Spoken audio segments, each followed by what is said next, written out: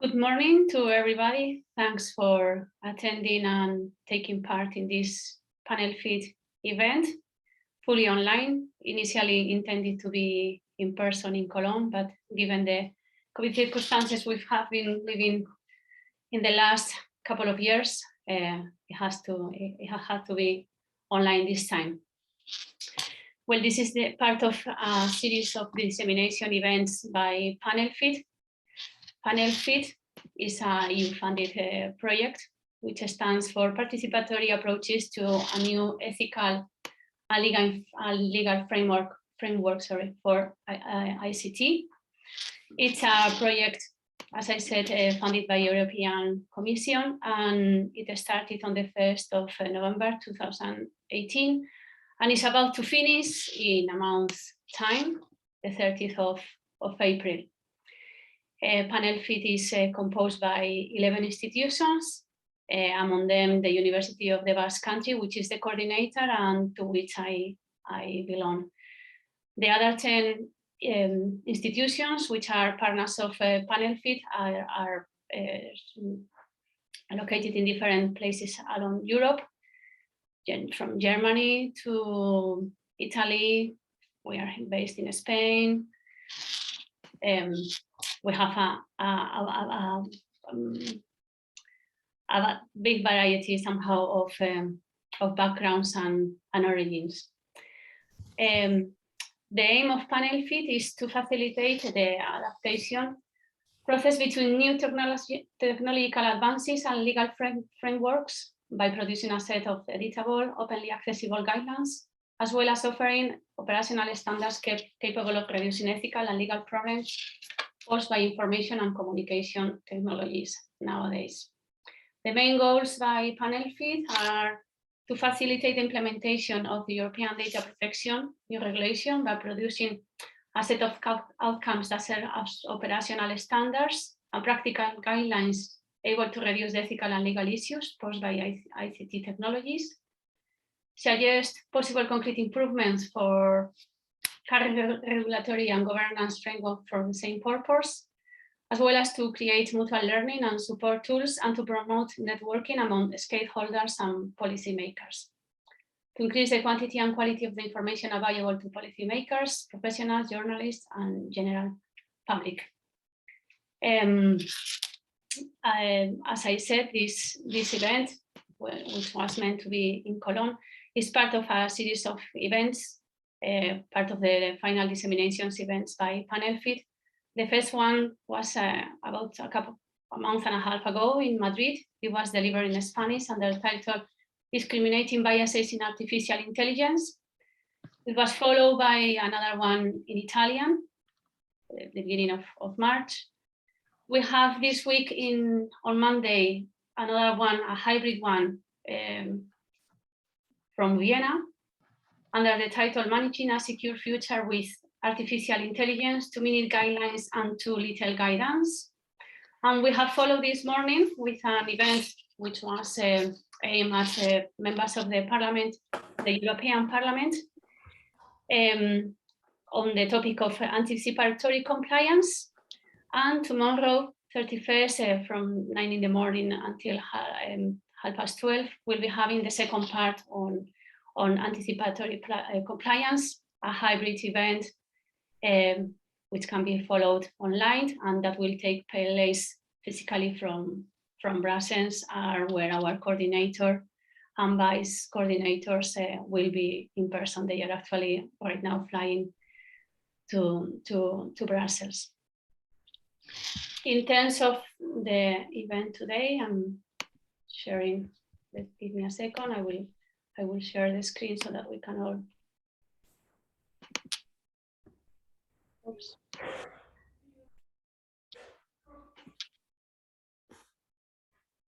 Can you see? Yes. Well, after my presentation, brief presentation or welcome message, I'll continue with an introduction to Panelfit, the main outcomes by Panelfit, giving some special attention to the guidelines, which will be available online. They are available right now online in the English version. the German version is halfway, and they follow the French, the Spanish, and the Italian versions will follow. After that, Julia, who is already here with us, will continue with an introduction to the report on governance, which is one of the main outcomes, as I will describe later. And we follow with a roundtable looking inside the tool biases and transparency in artificial intelligence, moderated by Alba Soriano from the University of Valencia, Spain, and with keynote speakers, Gemma, Galdon, Clavell, Matthias Spielkamp, apologies, and Dirk Lansrapp. And the event will be finally closed by Dirk from Europe. Okay, so let's move to the first part, the introduction to Panelfit. Let me share my screen again.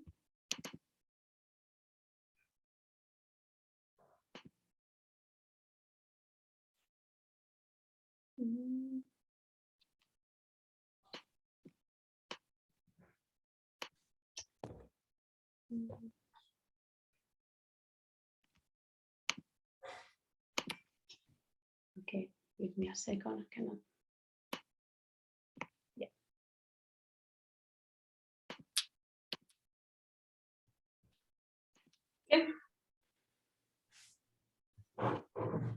Okay. It's moving very slow. Okay, well, the first one is just the cover page for Panelfit. I am the main contact as project manager, should you have any inquiries. So let's very briefly describe again. Oops. Yeah.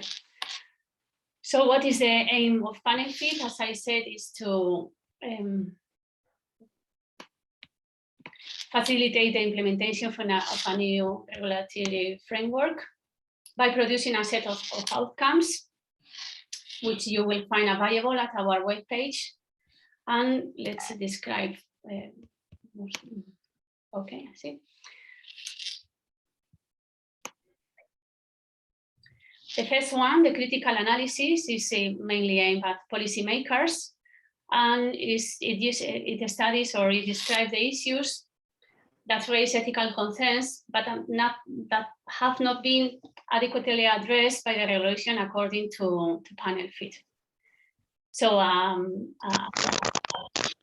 large document was produced with this purpose. The second outcome is the report on governance, which will be later described by Julia. The end users are also the policy makers. And this outcome analyzes the issues and gaps related to the governance of the ethical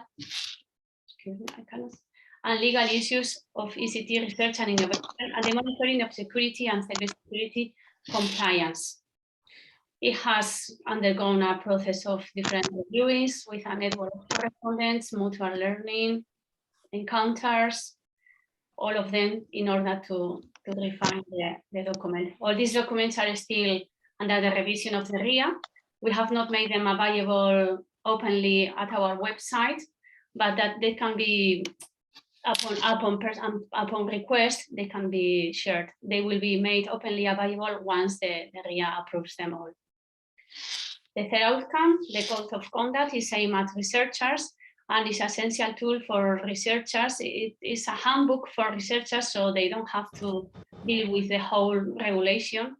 And usually researchers don't have the legal background that lawyers or other professions have. So this is an aim to facilitate them the application of the regulation without having to go through, very stuffy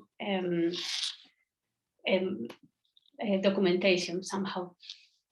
The fourth outcome, the handbook for journalists, is adapted to the needs of journalists, which are dealing with personal data in their daily basis, and for them to be aware of the protection of personal data, again, without having to revise, the original legislation in detail.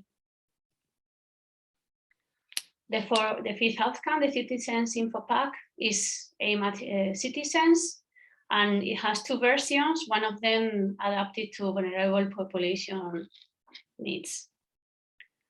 It's worth mentioning that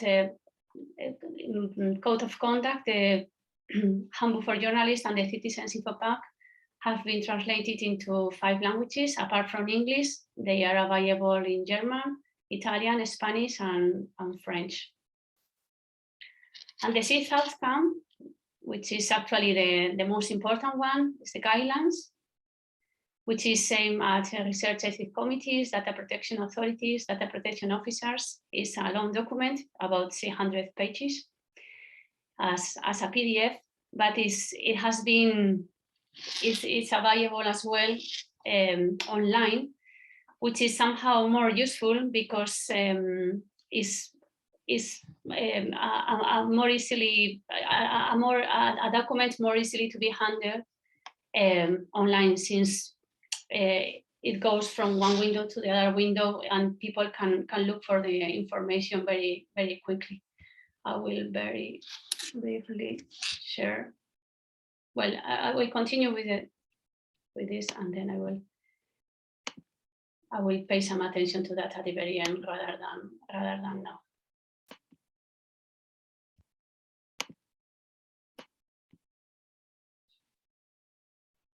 Some additional outcomes, the mutual learning platform. It's a repository of all the documents above, and apart from that, it's meant to be a place, so to speak, for people to share also their thoughts and to contribute to the documents. And also there is one of our partners, ULD, has produced a really good document on identification, pseudonymization, and anonymization, which is also available at our webpage, also within the outcomes item, which is worth having a look at, and which is part of, it constitutes a summary of that is part of our guidelines. It's one of the sections in our guidelines. And we'll have a look at our figures for dissemination, which are pretty good, I believe, as most of the things we promised in the grant agreement has been achieved. Some of them with higher figures somehow. We promised about 40 papers, and so far we have 42. Some of them are still ongoing, but they are there. 9 panels, 9 workshops, webinars, face-to-face training courses, debates, final dissemination events, mock courses. And as part of the communication, we have been holding different monthly chats, newsletters. We have been involved in articles, TV appearances, radio. We are also in Twitter, Facebook. Let me show you now. My screen goes very.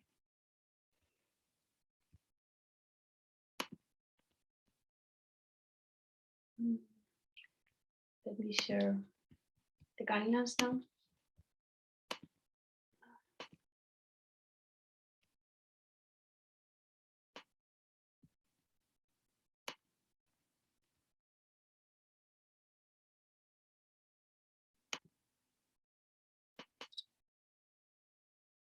Okay, Mohammed, give me a second, I cannot find it.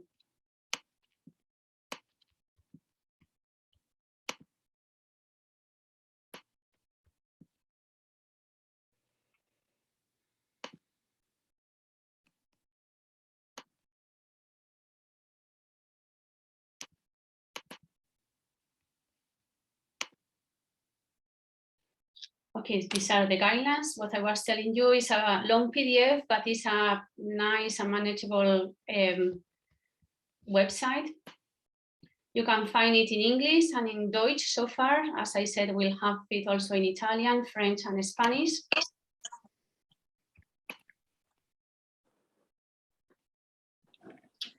You can see an introduction at the beginning with all the concepts. There is a part on understanding data protection, GDPR, where the main concepts, principles have been defined. And then 5 technologies, artificial intelligence, with different sections. Usually in all the sections we have a checklist that can gives the information in a very summarized way, so that people without time or without the need to be spending too much time on this can go directly to the checklist and get information very quickly. Biometrics, geolocation, Internet of Things, social networks.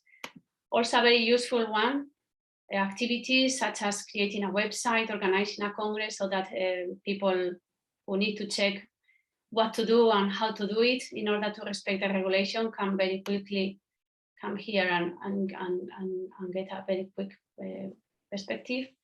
And something very useful as well, the glossary, with the different definitions, and a search button.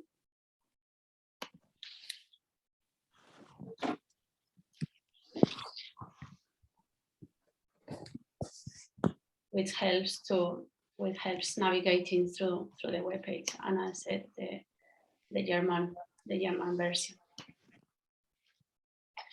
So this will be the introduction to Panelfit.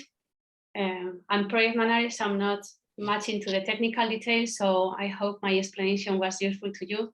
Apologies for not being technical somehow, as my background is in physics, so I try to do my best to get into the technical details, although, as I said, usually Inigo de Miguel, who is the vice deputy coordinator, is in charge of this section. Thanks for your attention, and I will give the floor to Julia, who will explain the report on governance into some detail. Thanks, Julia. Thank you so much, Monica. I'm sharing my screen.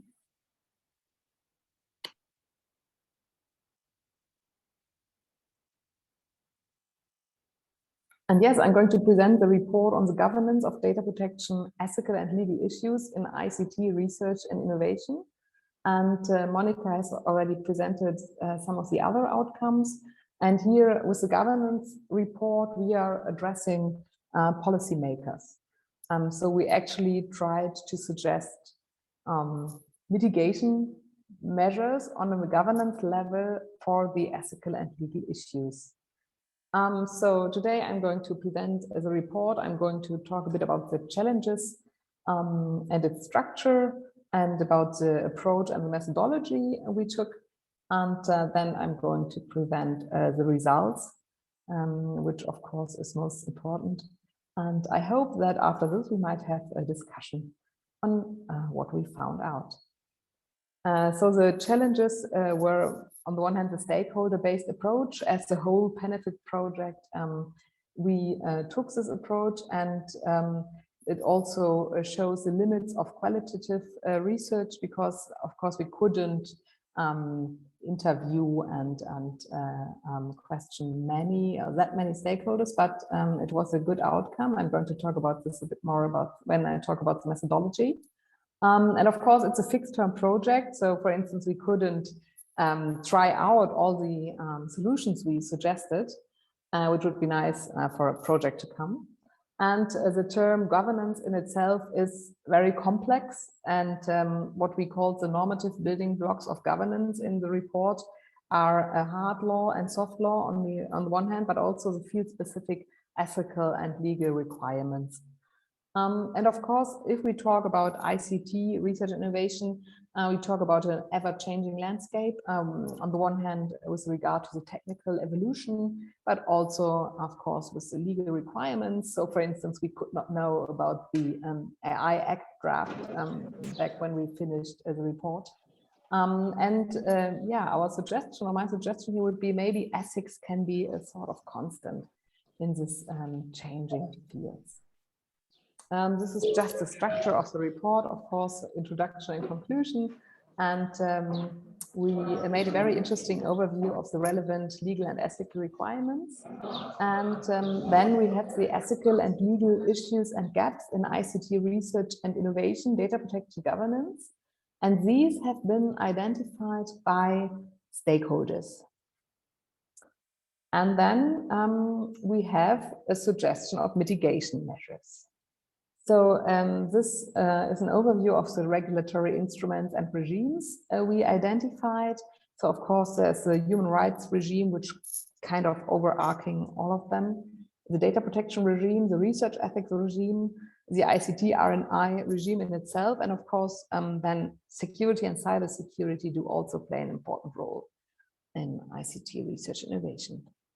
And the actors and institutions we made out are also FRA, to start with the fundamental rights again, but also general actors in security and cybersecurity, such as ENISA, for instance. Then, of course, European Data Protection Board, research ethics committees, data protection officers, data protection authorities, but also the European Commission and other research funding organizations. Because they, of course, play a central role in governing research and innovation, at least publicly funded research and innovation. And this is our methodology. The stakeholder workshops are in the middle of this little overview because they were really central, as I said, to identify the ethical and legal issues. We also undertook several expert interviews, and of course, we did take into account the literature on the topic, or I'm about to say topics. And of course, we did review other project results. After the stakeholders had identified the ethical and legal issues, we kind of checked them with literature findings and the expert interviews. And then we did discuss it in the consortium, and different consortium partners and project partners did actually elaborate on the ethical and legal issues. And after that, we had an expert or two expert reviews of the draft report, and the survey of Europe members also was very important because we think that one central point we identified is the interplay between RECs, so research ethics committees, and data protection officials. And the central findings, as the first one, I already pointed a bit at this when I was talking about the funding organizations. So they really have a crucial role because they can make things mandatory. They can make ethics reviews mandatory. They can make data protection impact assessments mandatory. So this is really one central point. And here we can really have governance measures of different kinds that these institutions can use to make research innovation more ethical, and also help that less data protection issues occur. So we also found out that guidance is already there. As I said, we are addressing policymakers, but there is a lot of information already online and available. But we need to raise awareness about this among the researchers, among the different stakeholders. And we also should facilitate access to this guidance. For instance, we should exchange good practice examples. And the further step, of course, would make certain steps like research ethics reviews mandatory. In total, there were 13 issues and gaps that have been elaborated on. So I think there were a few more that have been identified, but yeah, as I said, after a literature review, we did decide to take these 13, and we grouped them into 5 areas. So data protection regulation, data protection offices, and the interaction of data protection bodies and research ethics committees would be the second area. Research ethics committees as very important actors, and of course, research project management as such is also a field in which these issues and gaps might occur. And we also identified, or the stakeholders identified, 2 ethical and legal issues and gaps with relation to public engagement. And I'm going to present a few of them now, and also most importantly, their mitigation measures, or the mitigation measures with which we came up. One issue was that there is an insufficient clarity of certain terms in the GDPR. And the suggestion that was made is that there could be an agreement on terms inside the research performing organization, for instance, in the form of a code of conduct, either as it is defined in Article 40 of the GDPR, or in a general sense, until there is an official interpretation from an authoritative institution available.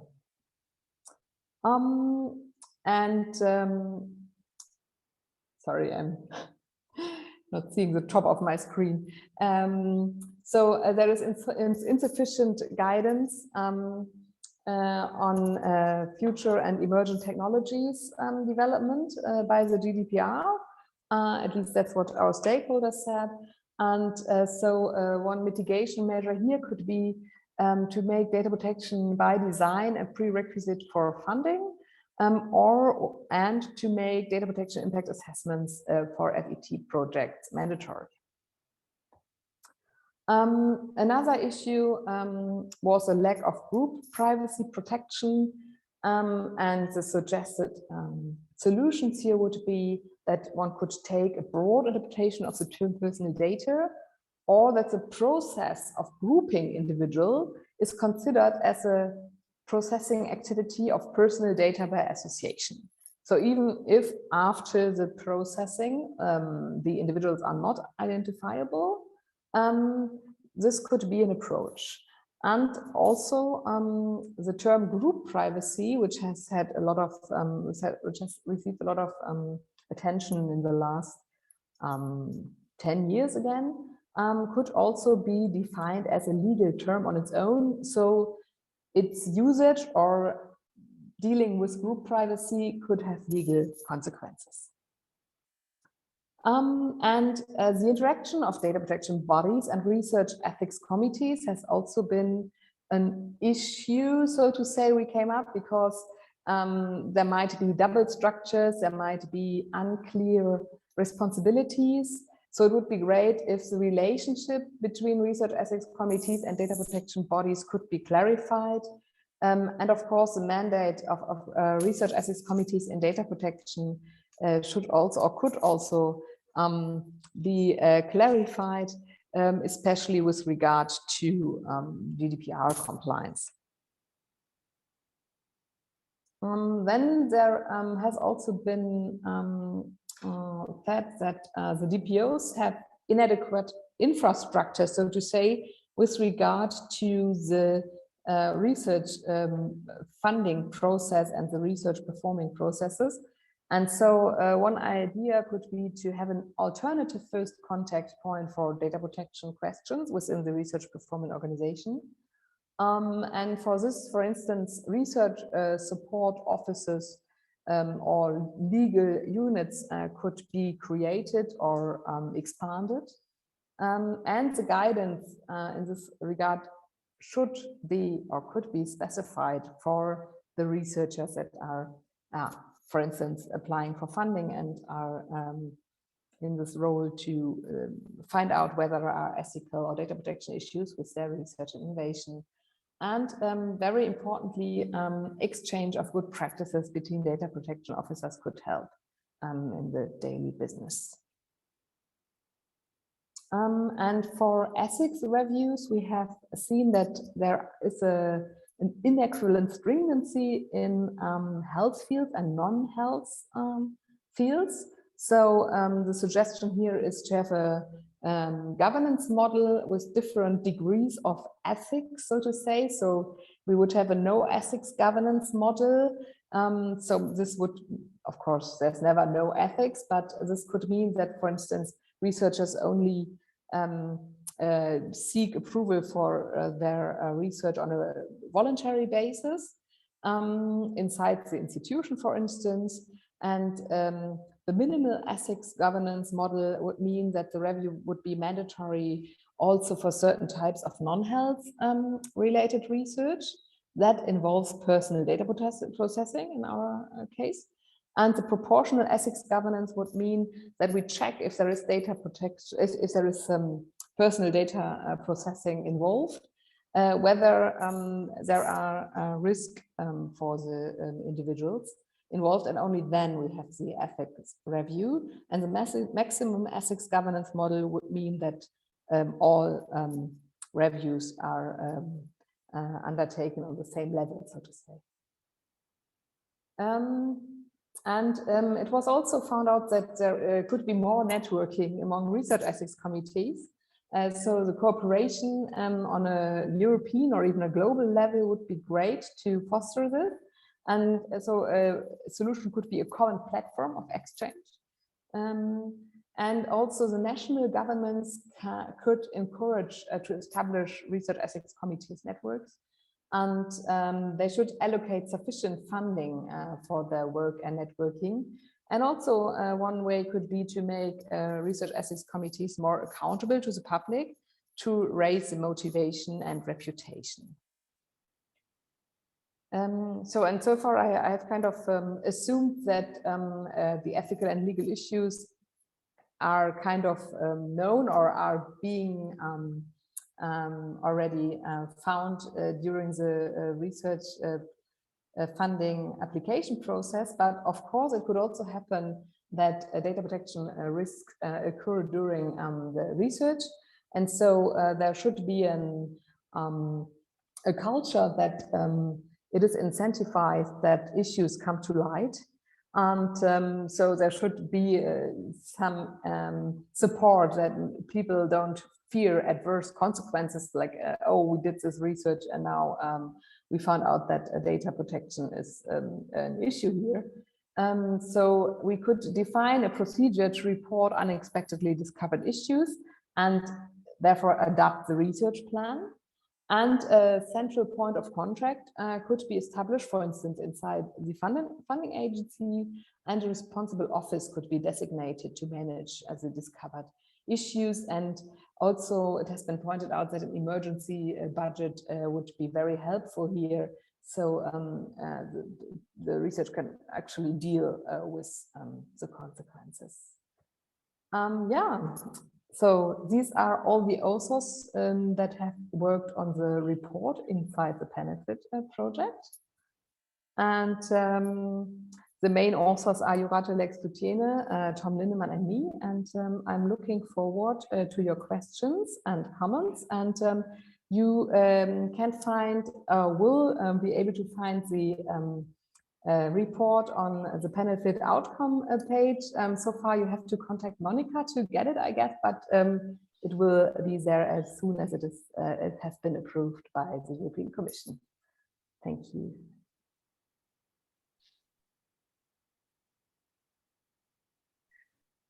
Thanks, Julia. Anyone that would like to raise a question or a thought?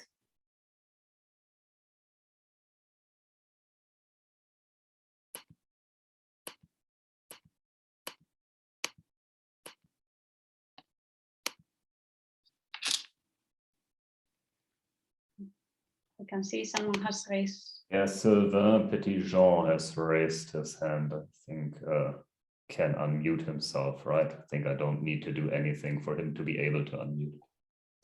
Yeah, you should hear me, right? Yes. Okay, good, thank you. So just a word about myself. I'm a chairman of a research ethics committee in computer science in France. So I thank you for this presentation. Lots of interesting issues and points raised. There's one I'd like to have your opinion on. So you identified the need for clarifying the roles between DPOs and research ethics committees, which might be true, but in my experience, I would say that the too fine clarification could also be counterproductive and lead to, I don't know, dead angles or whatever between the two. And if I had to choose, I mean, I would say that the current blur that we have between those two roles is kind of good, because it forces us to look at things in common. And if things had been clarified too finely, then maybe we wouldn't go too deep looking at these questions. So I'd like to have your opinion about that. Yeah, thank you. Thank you for the question. I kind of agree. I think the goal here was to actually avoid double structures and ensure swift cooperation. That's how it has been formulated in the report. And I think this is also about the specific status that scientific research had in the GDPR. And I think that also played a role in when this issue was formulated. But on the other hand, yeah, I agree. It could also help to not clarify it. So we have, I mean, the double structure could also have advantages. Yeah. Thank you.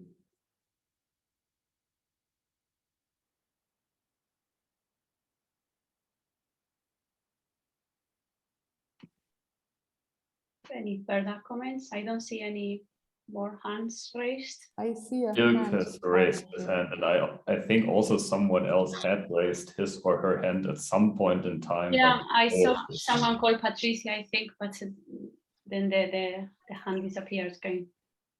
Dirk, the floor is yours, I think. Yeah, just a brief comment for what Sylvain raised in his comment. I think in the last decades, the focus in research ethics was very much on the autonomy of the involved persons, in particular concerning the research subjects that are involved in clinical trials, etc.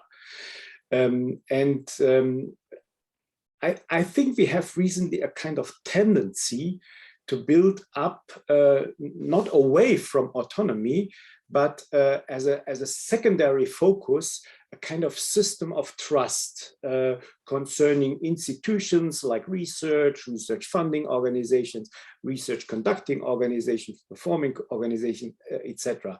And in this context, I think it's very important that we have different types of components. The ethics committees is one component. The data protection officers, another. Research integrity offices, an additional component. So I think this system of trust is important to raise awareness concerning how we deal with data protective issues in research, and there are different roles, and I don't think that the ethics committees can be in future take over the task of the DPOs, and also not the other way around. So we need to discuss what is the real task here, and we don't have to work always together, but we should be aware that both components are there. Yeah, so yeah, I agree with what you just said, Dirk. But the one thing I'm experiencing, I mean, quite often is that, I mean, at least in my institution, is that there are different kind of processes for compliance. Okay, so there's the data protection, there's ethics, and there is also data security, which you didn't really mention, but which is one IT role rather than a legal aspects. And one issue is when you put yourself in the shoes of researchers, they are faced with three different processes with a lot of redundancy. Yeah. And clarifying further the roles might actually harden these discrepancies and the distance between these people.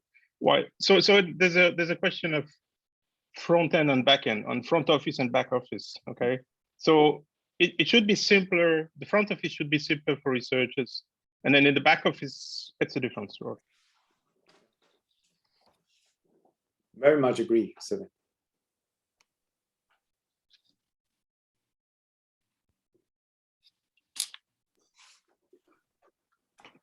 think we should continue, Monica, with the roundtable discussion. Is that correct? And can you please confirm that?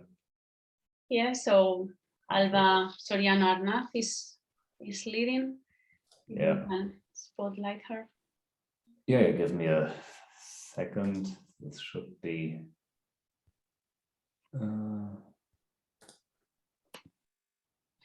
So we have the roundtable now, looking inside the tool biases and transparency in artificial intelligence, moderated, as I said earlier, by Alba Soriano Arnaz from the University of Valencia. And within that roundtable, we have Gemma, Galdon, Clavell, Matthias Spielkamp, and Dirk Lanzerath. I think Alba is going to make a brief introduction of the speaker, so I will leave the floor to her. Thanks, Alba. Thank you very much, Monica, for organizing the event and for inviting me. And I'd also like to thank Professor Íñigo de Miguel for inviting me to be the moderator of this roundtable. So good afternoon, everyone, and welcome. First of all, I'll introduce the three speakers so that the discussion afterwards is more dynamic. We have Dr. Gemma Galdon, who is the founder and CEO of Ethicus Consulting, a company focused on digital ethics and trustworthy AI. Her academic work has been published in several renowned journals such as Science and Public Policy, Information Policy and Ethics, and Information Technology, and by leading academic publishers such as Routledge, Springer, and Sage. And through the Ethicus Foundation, which is a foundation associated with Ethicus Consulting, she has also become a leading voice in policy circles, as she has advised international organizations such as the OECD, the EU Agency of Fundamental Rights, the UN, or the European Parliament on issues related to applied ethics and responsible artificial intelligence. We also have Matthias Spielkamp, who is the co-founder and executive director of Algorithm Watch. He has testified before committees of the Council of Europe, the European Parliament, the German Bundestag, and other institutions on automation and artificial intelligence, and is a member of the Global Partnership on AI. He also serves on the governing board of the German section of Reporters Without Borders and the advisory council of the Whistleblower Network and the expert committee on communication information of Germany's UNESCO Commission. And he's also the editor of the Automating Society reports and has written and edited books on the automation of society, digital journalism, and internet governance. And finally, we also have Dr. Dirk Lansrapp, who is a professor of ethics and research ethics at the University of Bonn and at the University of Applied Sciences, Bonn-Rhein-Sieg. He is the Secretary General of the European Network of Research Ethics Committees and the Managing Director of the German Reference Center for Ethics in the Life Sciences. He is also a member of the board of the Central Ethics Committee at the German Physicians Association and a member of the Ethics Committees of the North Rhine Medical Association and of the University of Maastricht. Among his many publications, we can highlight, for example, Concepts and Values in Biodiversity, Ethics of Research Involving Minors, a European Perspective, or more recently, Bioeconomy and Sustainability, Perspectives from Natural and Social Sciences, Economics and Ethics. So, as Monica indicated, the topic of this roundtable is transparency and biases in artificial intelligence. We will start with an introduction in which each of the speakers will have about 5 minutes to present their views on the topic. This introduction will be followed by a free discussion, and we will end with concluding remarks that each of the speakers will have around 2 minutes to present. So whenever you're ready, Dr. Galdon, the floor is yours, and you can start with your 5-minute introduction. I hope this works. Unfortunately, on my first international trip after COVID, I managed to miss my connection, so I'm stuck in Jordan at an airport. But hopefully the connection is going to be good enough. It should be, and if not, without the camera, I've been having meetings all day and it worked.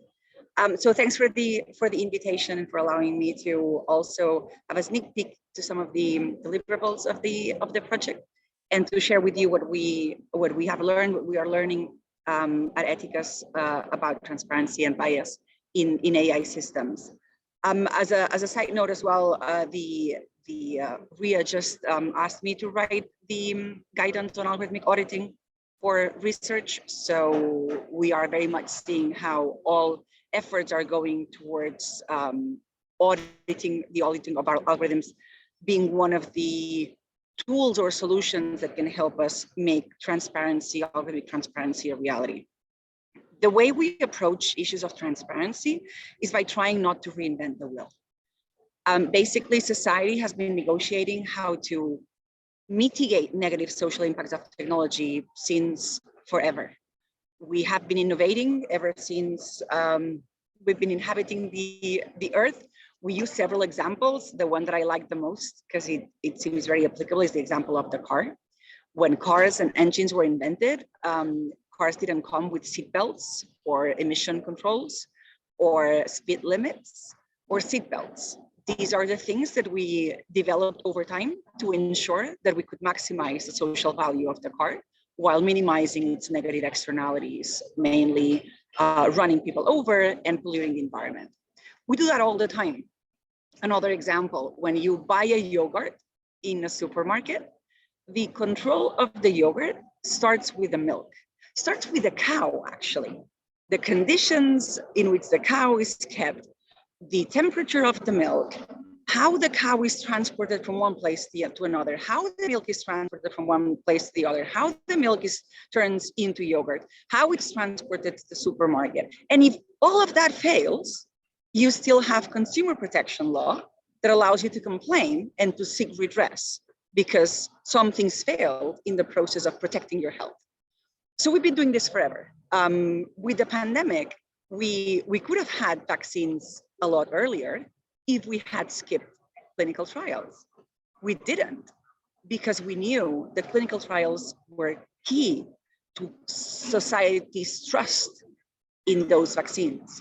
And so what's striking is how around technology we've become convinced that we don't need any of those safeguards, that the things that we require from food, from cars, from vaccines, we should not be requiring from technology. So what we are trying to imagine is what would the ecosystem of practices around technology will look like, so that whenever technology comes to you as a citizen, you are afforded the same rights and guarantees that you have when you buy a yogurt. And I think that sounds fairly reasonable. So we're designing different things to come up with this ecosystem. We're focused currently on 3, but we probably need a lot more. For us, algorithmic audits are crucial to the opening up of the black box of AI. We've been working on conducting internal audits. So that's when a client hires us so that we look at the code and we identify whether there's bias and inefficiency. But also recently, last summer, we started our external auditing project, where we are learning how to reverse engineer systems from the outside together with civil society organizations. And you can access the first audit report that we have published on a risk assessment algorithm for women that are victims of gender violence in Spain. And there's a lot more to come. I think we'll be publishing 6 to 10 more audits, external audits this year. So we believe, in our experience proves, that audits are a good tool to address algorithmic transparency, because what they communicate are things in the final audit report. These are things that are understandable by different audiences. The second thing we're working on is algorithmic leaflets. And here we're taking the idea from medical leaflets. When you buy medicine, it comes with a document that tells you how the medicine was designed, what ingredients go into, how you should use it, and what to do if something goes wrong. What if every piece of AI came with that kind of document that third parties could look at, understand, and then ask further questions? The idea of the algorithmic audit emerged when the Spanish government asked us to help them develop further the law on algorithmic transparency that was just passed together with a new labor law. And when we discussed with trade unions about the proposal by the Ministry of Labor, they were really scared because they thought, what if algorithmic transparency means that you're going to give me the code to all those algorithms? I don't know what to do with the code. So we realized that we needed documents that can negotiate the complexity of technical developments and explain them in a way that allows affected third parties to have a say and to intervene and to ask further questions. And I'm hoping that we will release this, and in the end, not just with the government of Spain, but with up to 10 governments globally and international institutions in the next few months. And then finally, we're also working on algorithmic registries, learning from the potential and the failures of the Helsinki and Amsterdam case, where they have created local registries, but they're pretty much empty. So how can we do better than that? And actually, in the algorithmic leaflet, the first question we have is registry number. So we're kind of hoping that this is also going to become the norm. So I guess our analysis is that we critically lack the practices that will make up the ecosystem of regulation around AI systems. And we lack the practices because there are several things that are making this difficult. But one of the most important ones that we have seen is how, in order for algorithmic transparency to be a thing, and algorithmic transparency is the first step to bias identification. It's really hard to identify bias unless you have some sort of transparency. Is that with the impact assessment model that was put forward with GDPR, the role of explaining algorithms is falling on lawyers, not on algorithmic designers, not on product people. And that is a massive problem. So in the end, impact assessments have become this narrative exercise written by people that don't understand the technology, that don't have a direct link to developers. So we are trying to develop tools like the leaflet and like the audit that push designers to get involved into the definition of the impacts of what they are building. So one of the things that we should start breaking down in this is this approach to technical issues through legal teams, because this has proved not to work, and that's probably my most controversial affirmation today. And I'm going to leave it here because I know we don't have much time for the opening remarks. Thank you. Thank you very much. So our following speaker is Matthias Spielkamp. So whenever you're ready, the floor is yours. Thank you very much. I hope you can hear me clearly. Thank you very much for the invitation. This is really an interesting summary that you presented, and a very complex one. The first thing I'd like to say is that I can basically echo everything that Gemma just said. She knows that we are very much aligned on these issues, and I will try to focus on a couple of questions that you posed to us, and that I think I can contribute something to the discussion as well. Because one of the questions that you asked is, that you sent us for the discussion today was, are there too many rules, and will there be a reconciliation problem between GDPR and the new ones?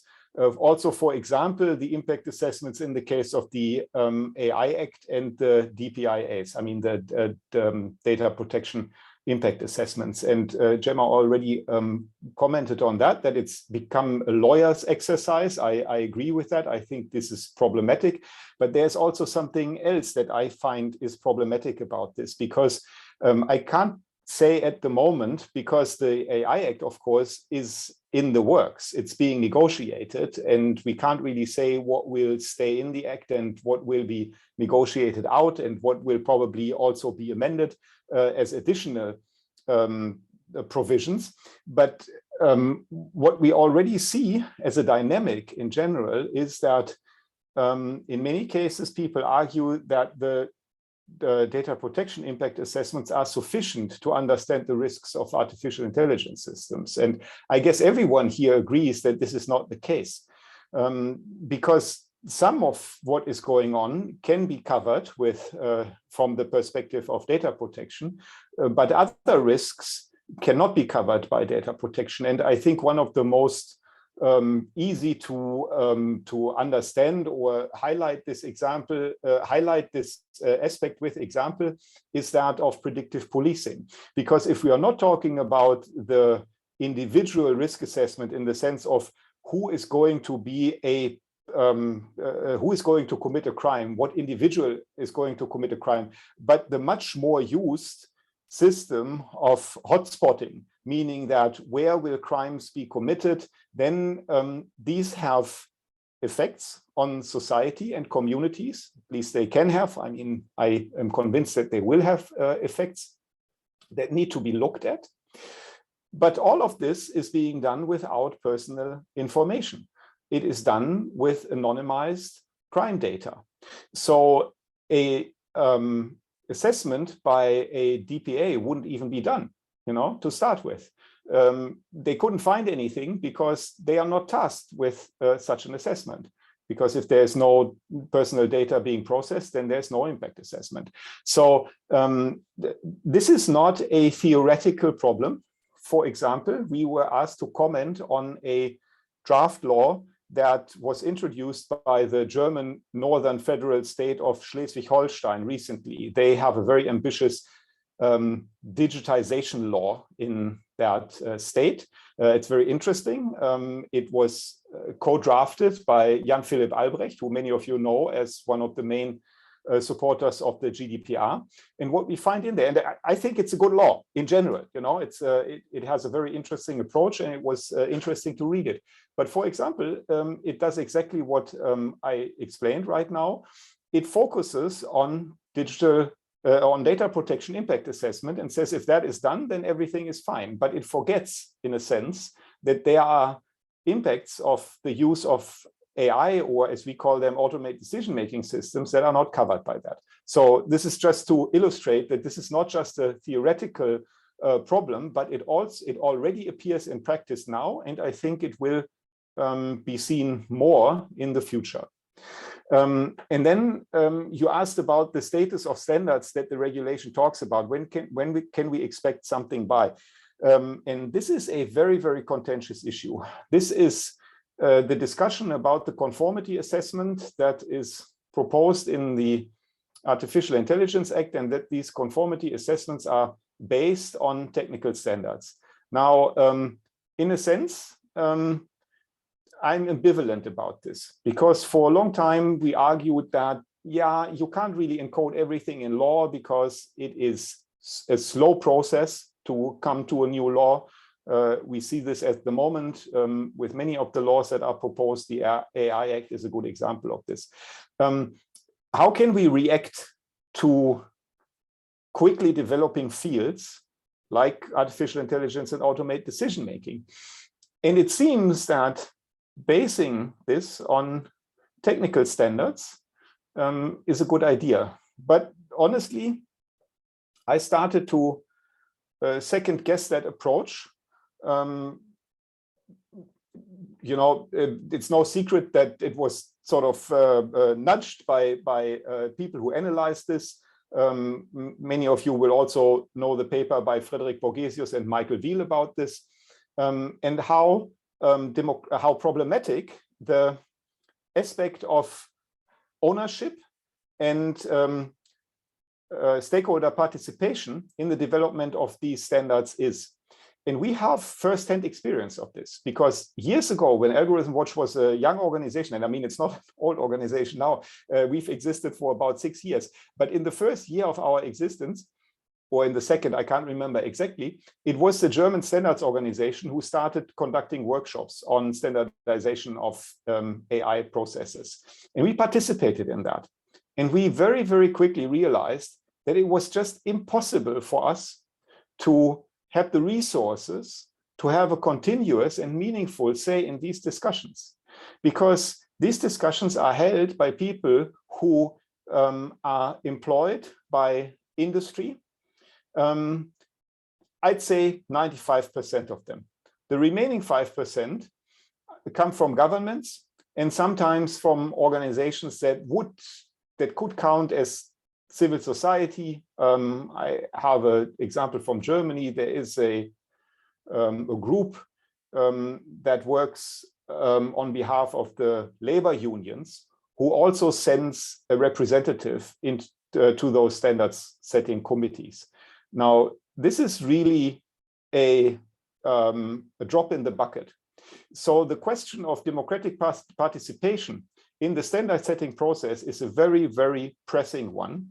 And honestly, I think it cannot be satisfactorily resolved, because I don't see a scenario where you could argue that there is good participation, multi-stakeholder participation in these groups. Now, what do we do with that? I don't have an answer to this at the moment. I'm just saying that aside from the question of when do these standards arrive, there's a much bigger question, and that is, should we actually base this conformity assessment on these standards when we are talking about human rights protection, which is what the AI Act is saying that it does. And then a very quick also remark on the question of what about the rights of affected persons and the oversight capacity of rights organizations. How could the scenario drawn by the AI Act be improved? I try to be very, very brief on this because I know I'm already talking for too long. User redress is basically non-existent in the AI Act.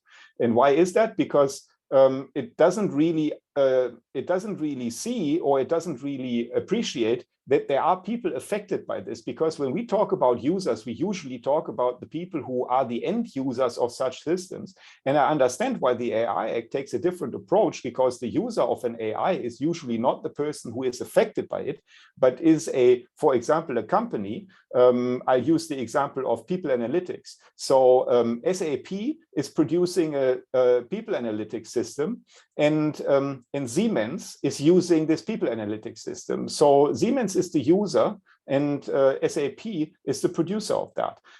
But then the people who are affected by the use of these systems, they don't even feature in the AI Act. And we think this is one of the biggest problems that we are facing with the regulation. So we are actively and strongly advocating for rethinking that, and also adding ideas for direct user complaint and redress mechanisms in this act. And I will end on this. One question I have, I can already pose for the discussion later on. Julia, in your presentation, you listed a number of institutions, entities, actors who are active in governance of artificial intelligence. And I think that the civil society organizations and media, journalists, were missing there. And my question is how you address that in your research. I mean, these groups. Thanks a lot. Thank you very much. And finally, we have Professor Dr. Dirk Lansrapp. So whenever you're ready, you can start your 5-minute introduction. Thank you. Yes, can you hear me? Yes, we can. Yeah, okay. Yes, thank you very much. Thank you very much, Alba. So I don't want to duplicate what Matthias already said, and also Gemma. So my perspective here is, or my task here is the perspective of ethics committees, in particular research ethics committees, and whether and what and how can REX contribute something here at all. That's a very difficult question, in particular because when I talk with researchers, in particular in computer science and informatics, they often answer, well, it's not an issue of research, it's just an issue of application. But as like with a cow, it starts with research. So the milk of AI starts in the research process. But the fields of research in which the GDPR is relevant and which we are talking about today are very wide, and the variance of the types of research ethics committees that can be involved here is likewise large. And depending on the context, the mandates of the research ethics committees are very, very different. How exactly they then look at aspects of data protection is therefore not so easy to describe. First and foremost, the task of ethics committees is to protect the human subjects, the participants that are involved in studies, clinical trials, etc. And in this context, data protection is only one component where research ethics committees look at. And if you look at the ethics committees in medical research, for example, their mandate is legally very narrowly defined, for example, in relation to drug research or research on medical devices, where in between more and more AI technology is involved. And this is very closely linked to the tasks of the licensing competent authorities. And these are the ones who give the approval to conduct research, not the research ethics committees. Whereas in many other areas, including medical research outside drug research or research on medical devices, they have a much more advisory role, and their vote is usually not binding. And when it comes to GDPR, many regs feel that it is less ethical than legal. It's a legally binding instrument, and therefore researchers have to pay strict attention to their obligation anyway. And ethics committees, therefore, generally, that this is at least my experience, do not see the compliance with the GDPR as their main task, and therefore they focus more on looking at whether participants are properly informed about what happens to their data, whether procedures are anonymized, whether data are to be transferred to a non-EU country where there might be a lower level of data protection. And in addition, attention is paid to formalities like naming the DPO in the informed consent sheet. So you can imagine, however, that the need for advice for research is more extensive, especially when a REC's mandate is broader. For example, in the case of RECs outside drug research. And if, for example, from a research ethics perspective, we take the fourth principle of the European Code of Conduct seriously, which reads respect for colleagues, research participants, society, ecosystems, cultural heritage, and environment. And RECs are supposed to act in advisory capacity here, then an ethics review board would also have to take a broader look at the impact of data protection on individual subjects and society. So I think that transparency is therefore here a key principle, but how to address it? Here I see above all the dilemmas that data protection should protect the individual, but research should serve the common good. And here data protection can also be sometimes kind of burden. So the use of data in digital devices should be transparent, so it shouldn't be so much the black box, but the use of personal data should not be transparent from the perspective of the individual. And this is that dilemma I see here. So in medical research, for example, we often hear now the desire to see efforts to transfer data from the regular treatment of patients into the research sector, and thus into different ethical and legal contexts. And this is about research being closer to practice, so from bench to bedside, so translational medicine, but it's also about artificial intelligence systems receiving data in order to train with them, and thus to improve artificial intelligence. And here it would be good if there were more guidance for an ethics review and successful European harmonization process. And in addition, research ethics committees who accompany the technical development of AI outside medical science should exchange their experience with those from applied research, in particular when they deal with medical devices. So this is a very huge challenge for researchers and also for research ethics committees now and in the future. I hear this very, very often from my colleagues. So my last remarks on this. From an ethical perspective, violating the data protection of research subjects is just as problematic as physical or health violation. And therefore, for research ethics committees, there is an issue. And on this entire background, I very much support what is claimed in the Panelfit governance report, that RECs could benefit from data protection impact assessment composed by research applicants, as they could help them identify sensitive aspects of personal data processing. However, I think REC members may need more training for this sector, but because this is not what they usually have done in the past.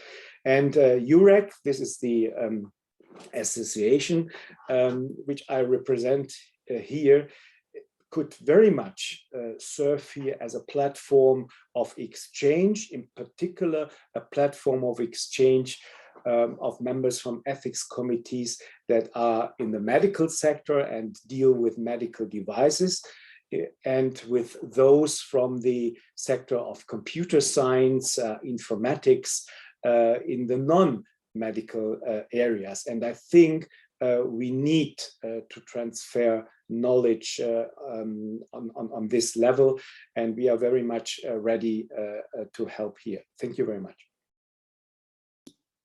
Thank you very much, all of you, for your introductory remarks.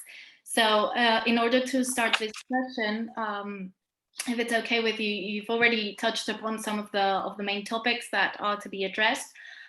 So we could start, if that's all right, by referring to the question of whether the current production of rules regarding artificial intelligence and general data governance at the EU level and so on is too much. Are there too many rules? And if there are going to be, whether you think there are going to be reconciliation problems between the GDPR and the new rules.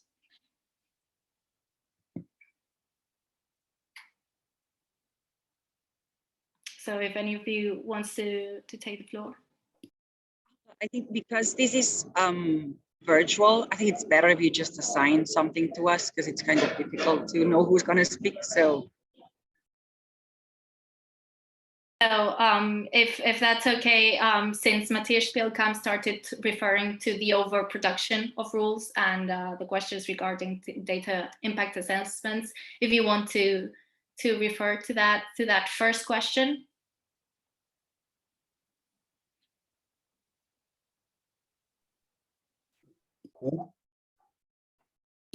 If you want to continue reflecting on the fact that whether the many rules that are being produced at the EU level may generate problems between the GDPR and the new rules and so on. Yeah, I mean, I argued in my statement that what could happen is that people misunderstand the character of AI and think that it can be covered by data protection impact assessments. And I think I don't need to repeat that. But there's, of course, also the additional aspect of just a plethora of rules that everyone needs to comply with. And Dirk has already said many important things about the context here when it comes to ethical impact assessment and also the legality of something.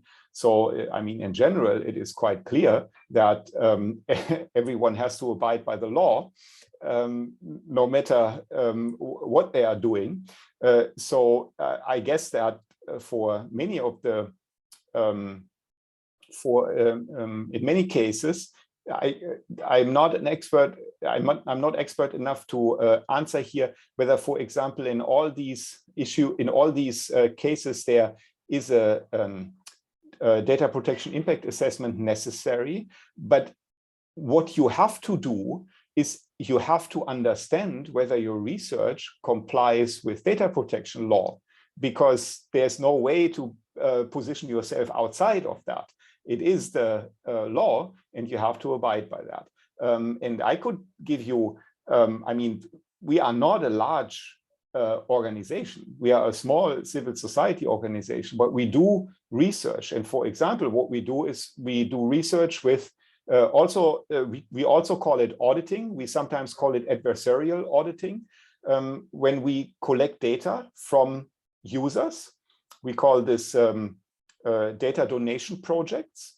And we ask them to, for example, give us data that was collected about them on platforms, for example, YouTube.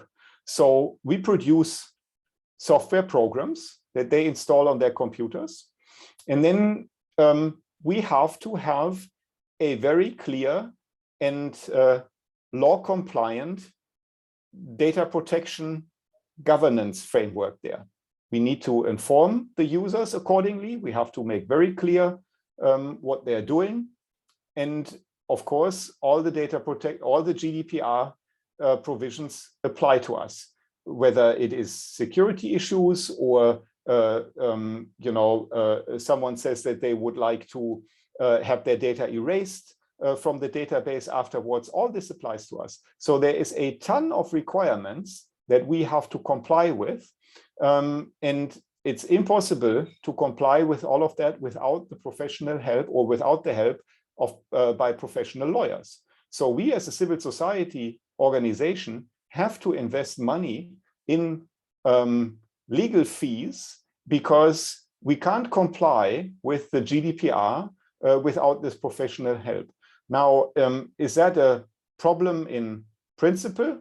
That would be, a longer discussion, because there are, we can't argue as a civil society organization that we are above the law or something. But I would like to connect this to the Data Governance Act that was proposed, and there was this idea. Well, it's not an idea. It is a suggestion by the European Commission that there could be something like data altruism. There could be privileges for organizations who engage in data altruism, the use of data for the public good. Now, we would argue that this is exactly what we're doing. But if you look at the Data Governance Act, what you find is that the Act erects another set of provisions and requirements that we have to comply with, but it does not grant one privilege to an organization like us. So if we wanted to be registered as a data altruism organization, an organization engaging in this kind of research, we would have to notify, we would have to register, we would have to do a ton of things. And then afterwards, what happens is that GDPR applies. GDPR always applies. Right? So there's nothing that we gain by arguing that, yes, we are also a data altruism organization. We only lose. And yes, I'm very critical of this approach. I can only say that from a practical perspective, as head of a CSO that also does research, this is, I wouldn't call it over-regulation. I don't like the word. It is just badly done regulation. Yeah, I would agree with that. I think the problem we have is that we are trying to compensate a compliance problem with more rules, when the problem is not that we don't have rules. The problem is that no one complies with the rules that we already have. So if you just enact more rules, what guarantees are there that people will actually comply with these new rules? And if we look at GDPR, there's been a compliance problem and an enforcement problem. So I think that the regulator needs to pay more attention to their compliance powers and mechanisms and why these are failing so massively. I mean, in our studies, when we looked at access requests, like, the most basic, simple part of data protection, you have a right to ask whoever collected your data what they have about you and what they've done with it. Like, if you don't do that right, everything else is doomed. We found 70% non-compliance in the public sector and 60% non-compliance in the private sector. So it's interesting that the private sector complies better than the public sector, but non-compliance is the norm of the most basic principle. Like if you go to a right to be forgotten, do you have a data management plan? Did you conduct an impact assessment? None of that follows. So we have an enforcement and compliance problem. And I think we also have a problem of touching on the incentives of the market. I think that the biggest actor that is missing here is the market. If we want to change things, we need the market on our side, at least part of the market. If we look at how we have innovated in the past, innovation didn't always come from regulation. It was not a bureaucrat in Brussels, and excuse me for using a very Brexit definition of a civil servant, but a bureaucrat in Brussels didn't design seatbelts. An engineer at Volvo designed seatbelts, and Volvo decided to free up the patent. And people claim that after penicillin, seatbelts have saved more people than anything else in the whole world. It was an innovation that was put forward with the resources of a private company because they felt that keeping users secure was in their interest. Where are the corporate actors that see that? We have a technology market that is so infused with the values of Silicon Valley that fails to realize this. And unfortunately, Europe has led at the regulatory level, but none of that is being transposed to the economic incentives.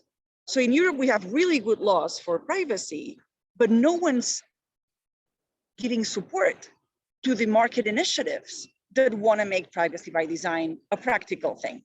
The companies that want to be the Volvos that actually invest in privacy for their users. We keep chasing the unicorns that will allow us to somewhat compete with Google 20 years after Google was founded. So I just think I would call it a clusterfuck, like a massive cluster of things gone wrong. And I fear that what is happening in Brussels is that they see the problems, and instead of coming up with a good diagnosis, they just come up with new rules that, again, no one will comply with. That's why we put so much effort on the practices, hoping that once a practice works and is embraced by public and private actors, the regulator will pay attention and be like, actually, what I wanted was this. So maybe use this. And this is the solution to at least some of our problems. So that's why with auditing, we are engaging with the market. With the leaflet, we are engaging with the public sector in Europe, the US, and Latin America, hoping that the message gets across that not all solutions need to come from a top-down regulation that doesn't really understand what the problems are at the bottom, but that we can also have fruitful collaboration between public and private, between the top and the bottom, in coming up with the seatbelts of AI, basically.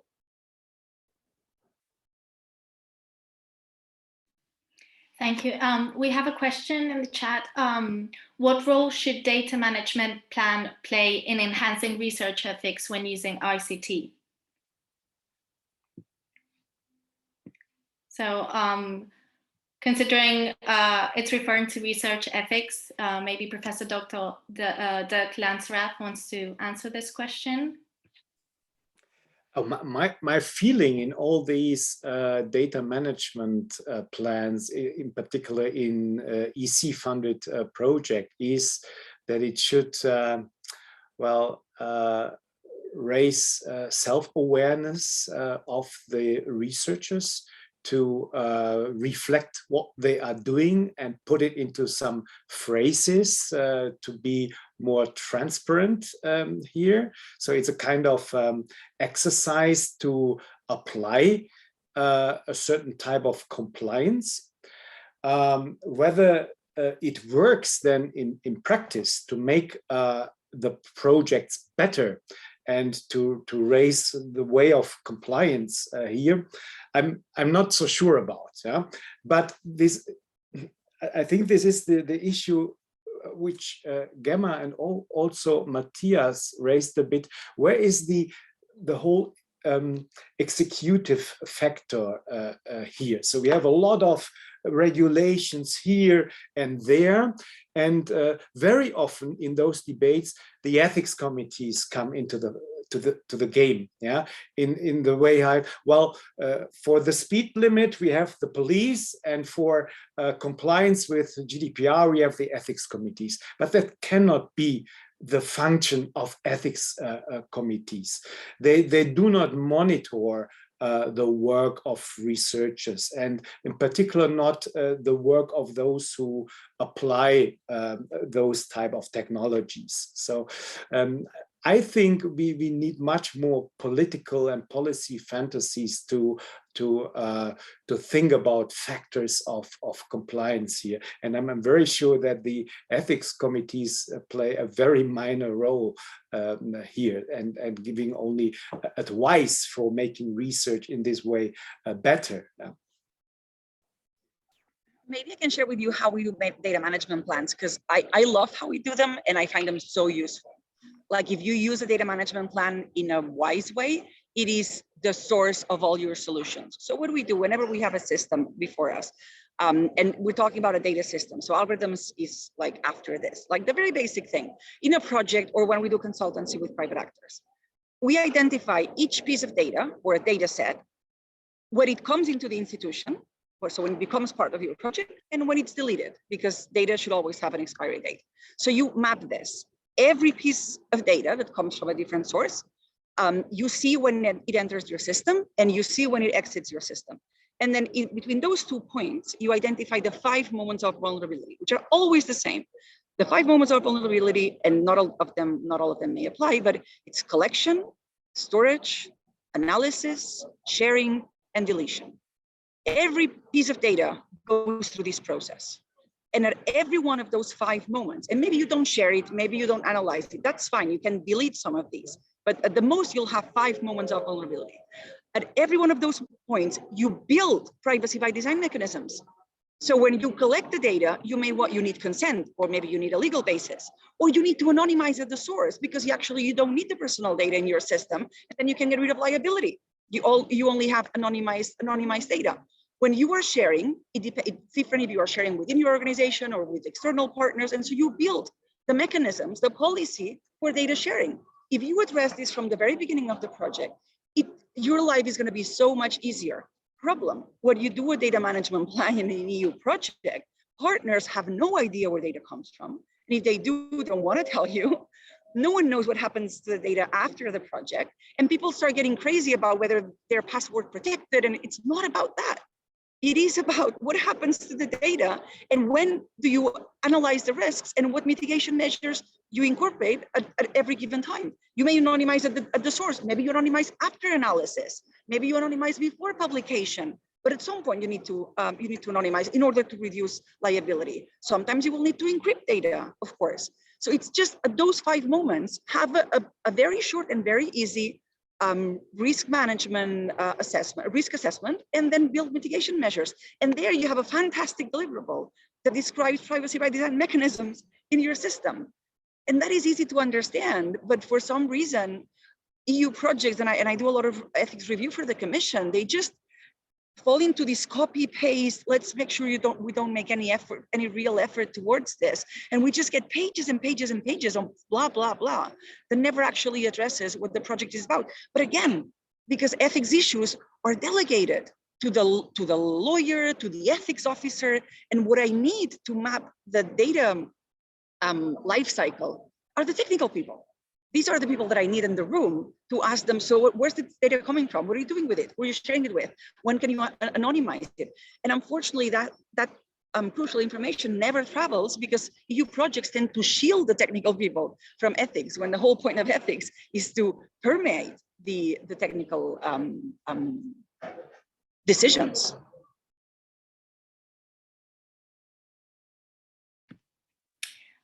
Thank you very much. Well, obviously, if any one of you in the audience wants to make any questions, I wanted to ask a question to Dr. Gemma Galdon regarding the new rules on data governance, including in particular in the new project proposal for an AI Act. Do you think these rules are effective because I think what in many cases happens is that the rules are, after all, written in legal jargon. So what this means is when technical experts try to translate this, it doesn't actually translate into any effective measures to prevent biases. So for example, I'm thinking of Article 10 in the proposal for an AI Act. So on paper, it looks very good. It looks like it's going to actually prevent biases, but I don't know if that will actually translate into something real. So since you're actually working on these issues, I'd like to know your opinion. The success of these measures will depend on at least two factors. One, the regulator understanding what the problems are on the ground and using language that makes sense. I mean, we have struggled with the issue of discrimination. When the regulation says you should not discriminate in an algorithm, I'm like, algorithms are made to discriminate. That's what they do all the time. They make decisions. If we're building an algorithm to assign public housing, we don't want public housing to go to a rich person. So we are discriminating. So it's not about discriminating. It's about discriminating against protected groups. So that's different. And that is something that maybe an engineer can understand. But if you say don't discriminate, it's like, I don't know what discrimination means in your world because it doesn't mean the same thing that it means in my world. So one of the problems we have is that we're using all these sometimes concepts that don't travel well, or data minimization. Don't gather data on gender or sex so that you don't discriminate against women. Well, guess what? Systems know that you're a woman. Like in a health database, the health database doesn't know that I'm a woman, but it knows that I have children. It will probably, work out that I am a woman. So that information will make it there, but it will make it harder for me as an auditor to protect you as a woman because I will not know that you're a woman. So, there's all these concepts that sound good in the mind of someone, but they don't travel well to the technical aspects. So I think that definitely this needs to improve. I think that the regulation needs to speak more of the language and understand the implications of some of the things that they are proposing. But I also think that engineers need to get on their feet and start playing an active role. Like, listen, our legal systems don't say you cannot kill another human being with a knife. It just says that you shouldn't harm someone else. If you do it with a knife or with a spoon or with a car, that's, we then assess. We're not told how not to do things in any piece of regulation. So I just don't know what the industry wants. So they're like, oh, it's not concrete enough. It's like, of course, it's regulation. It's not supposed to be concrete, but also regulation, especially in AI, wants to protect people from known current harms and future unknown harms. So it has to be somewhat high level. And it is the responsibility of the industry to understand how are these principles translated into their day-to-day. In the same way that when we started to have regulation that said your car needs to be safe and protect the driver, Volvo came up with the seatbelt. Volvo wasn't told you need to come up with a system that goes like this and goes click. They were just told you need to work towards the safety of your clients and of citizens in general. So I think that everyone's being lazy here. And at the end of the day, what we have is a really broken conversation. So I'm not very optimistic as to the success of the new pieces of legislation in being actually implemented. I think that their main success will be that they'll send a very strong message that this is important, that non-complying with data protection and AI laws is not sustainable because compliance can take time, but compliance comes sooner rather than later because the courts act.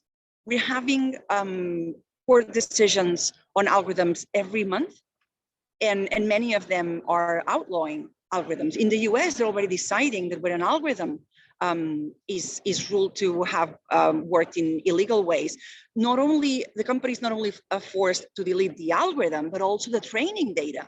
That's a lot of money. So if the regulator and the courts start acting, I think that the message that we are sending to the industry worldwide, this is a serious matter, and you cannot afford to look the other way, or you cannot keep on hoping that this will not really impact you. So I think that message is really powerful and really useful. In terms of the specificities, I'm afraid that we're making the same mistakes we make with GDPR, so no hope there. Thank you very much. So unless anyone has any further questions, I think we should start with the concluding remarks. I can see there is a raised hand by Maria Levy. And also by Julia right now. Oh, I can't see those questions. No, they have raised their hand. Mary, Lavi, if you can. Yeah, I think I have a very short question. Thank you, Julia and Gemma. You confirmed something that I had in mind all the time, but did not put it into words. And since a long time, I'm searching for a possibility how to introduce a legal framework for many ethical issues in research, which, as far as it is possible, which many times is not in case of AI. And I thought all the time we need to introduce some kind of sanctions or some rules or legal anchoring of rules, which then leads to many new rules, and at the end no one will understand it and follow it. But I also think we need some kind of mechanisms how to control these research aspects. For example, the auditing strategies that you were talking about. And my question is, how does an auditing system look like in case of AI, for example? Is it the view into the past? What have we done? Because this is how many of the auditing strategies work, for example, in sustainability standard or the audits of some ISO norms. But in case of AI, I think we need urgently the view into the future, isn't it? What are the consequences of my research? What are the consequences of my AI technology? So my question is, do you think is it possible to force researchers in AI to make kind of predictions, of course, out of an interdisciplinary point of view? Totally. In all honesty, what we call audits right now are assessments, but we don't call them that because then they would go to the lawyers. So in the future, what we hope is to be real auditors, that what comes to us are well thought out algorithms, and that we can say, listen, 95% fine, 5% you could improve. Right now, when we are hired, what we see is massive problems. And so we basically need to redesign systems and regather data together with the client. So what we do is an initial assessment of issues. Our ability to intervene really depends on when they hire us. Sometimes they hire us even to plan the automation policy or development they're gonna follow. So sometimes we can get in really early. Like we've just been hired by Searchlight, a major recruitment company in the US, and it's because they're planning to automate some of their internal processes. So here we can really build things from the beginning. We are usually hired in the design phase or when it's already running, but in the very early stages. And oftentimes, even in the early stages, we just need to go back and redo a bunch of stuff. So we actually help them get better. So we don't, our final audit report, we're actually cheating because we're helping them get better, because we want good actors. You know, we want to promote good practices. We don't want to just publish a report that says, oh, these people that were, you know, nice enough to hire us because they saw that they had a problem, and then we just say, oh, this is all crap. But also because in all of our clients would be really bad actors, better than the average, but still really bad, because the AI standards that we have at the moment are really bad. So what we do is an assessment that allows us to do that exercise that you mentioned. And also what we are doing is, whenever we are ethics partners in EU projects, we are building audits whenever we can. So we want to make sure that we also use the space of an EU project to train other partners on what it means to have an auditor by your side that helps you make those decisions, that helps you track data processes and build privacy by design mechanisms and identification bias mechanisms. So that's how we work. We're not very true to our word, but people understand. When you say algorithmic audit, people understand it, and we want to communicate first and foremost. Then the methodology, I really hope that in 5 years, we can be proper auditors and just audit systems that come to us are mostly fine. Right now, unfortunately, that is not the case. I think Julia also had a question. Yeah, actually, it's not a question. I wanted to answer the question that Matthias addressed to me at the end of his statement, where we did put journalists and media in the governance report. And interestingly, they actually don't occur in it.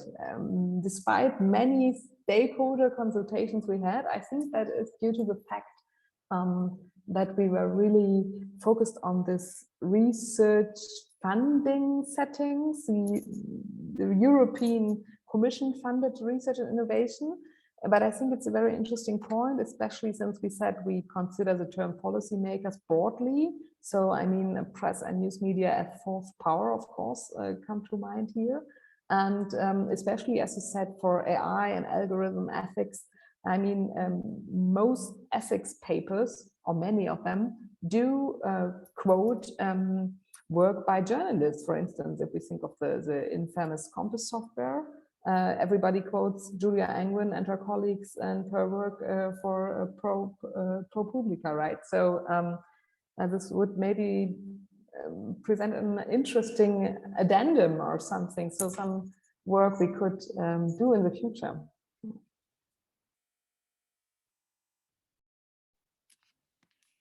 Thank you. Well, I think we should start with the concluding remarks, given that we've already sort of run out of time. So if Dr. Galdon, you want to start with the 2 minutes of concluding remarks. I just think that all of us working in the EU framework should take the opportunity of this kind of artificial space that the Commission builds for us to test new things and to try new things and to build specific solutions that answer to specific problems. I think we are very privileged to have a research program like H2020 Horizon Europe now. And I think we shouldn't just do the minimum, but even in projects that are not about the ethics of AI, but all the projects that are about technical development, how can we use that space where different actors that may never engage in the real world, because the incentives are not there to pay for an ethicist or for social, most of those spaces and learn.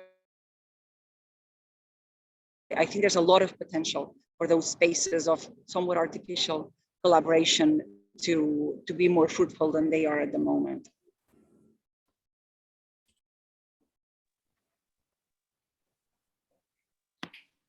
Thank you very much. Matthias Spielkamp, if you want to present your concluding remarks. I agree with that. I think, yes, we should use those opportunities. At the same time, of course, we need to think more about how they can be, how these, we are taking a very similar approach. It was interesting to hear Gemma's remarks on the relationship of impact assessments and audits, because we are, in a sense, dealing with the same situation. We have developed an impact assessment for algorithmic systems that are used in the public sector. I think we could also call it an auditing mechanism, depending on when it is used in the process. So the overlaps and similarities are very high at the moment. And I think that the situation right now presents us with these opportunities to understand a little better where in this process they can be used, especially because at the moment, the incentives for private companies are not very high because the legal requirements are not set yet. This will change dramatically with the Digital Services Act that will be passed. We don't know, first of all, when the AI Act will be passed and whether it will be passed at all. So this is very speculative. But for example, with the DSA, you know, there's no doubt in my mind that we will have that regulation, and their auditing, for example, assessment also of systemic risk is something that is proposed there, which will be tremendously difficult, but also answering the question that was posed before, a look into the future and not into the past. And this will be just an extremely interesting field to be active in. Thank you very much. And finally, Professor Dr. Dirk Lansrapp, who will also close the event. Yes, thank you very much, Alba. I very much agree to what Gemma and Matthias said. I only want to add that in this frame of a European project, it is important to keep in mind that when we talk on the European level, we need to identify also the different cultures, how to deal with these types of questions concerning data protection, developing technologies, etc. We have differences here all over Europe, also within the countries.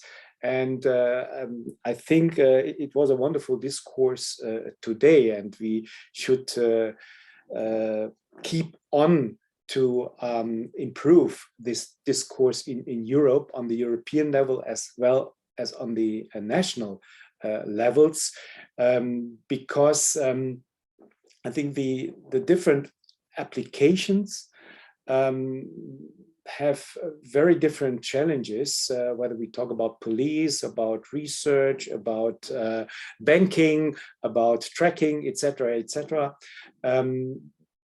Therefore, we should keep on running, and our governance report in Panelfit is a very well-developed document for this, and this is a dissemination event for this Panelfit governance report. So thank you again, Julia, Tom, and Jurate for your authorship here and all the emphasis you put into this report. I think we should all, how we are involved in the project, take the opportunity to improve this dissemination process, also when the project Panelfit will be over. And also to include more journalists and other multiplicators here to raise awareness. And I would like to take the opportunity to thank everyone who participated in this dissemination event. And you come from so many different institutions that deal in very different way with this problem. And I think also we from EUREC pick up this ball to keep these different areas closer together, to support this platform of exchange, and not only on the research level, but also on the level of application, to stay in touch with the policymakers, with those who develop the technologies, and in particular with the different types of stakeholders, the users, the consumers, the patients, etc. So thank you very much for coming. And maybe one last word from the coordinator, Monica. Although it's not in the program, but I think it's the privilege of a coordinator to finish a workshop like this. Thanks, Dirk. Well, on behalf of Professor Maria Romeo Casanova and Íñigo de Miguel, coordinator and deputy coordinator, as I said earlier, they are both traveling to Brussels for the physical event we are holding tomorrow, the final dissemination event, which will take in Brussels under the topic of anticipatory compliance. So on their behalf and on behalf of the whole Panelfit, thanks to all the speakers, thanks to Alba, the moderator, thanks to EUREC for the coordination of this event, and thanks for all the people that has joined this meeting, and hope it has been of a great benefit to all of you. Thanks, and for those interested, looking forward to the meeting tomorrow. I have sent the link to those participating today as audience, so hopefully we will have some of them also tomorrow. Thanks to everybody. See you, some of you, tomorrow, and a pleasure having you with all of us today. Thank you. Bye-bye. Thank you. Bye. Thanks. Thank you. Bye. Bye-bye. Bye.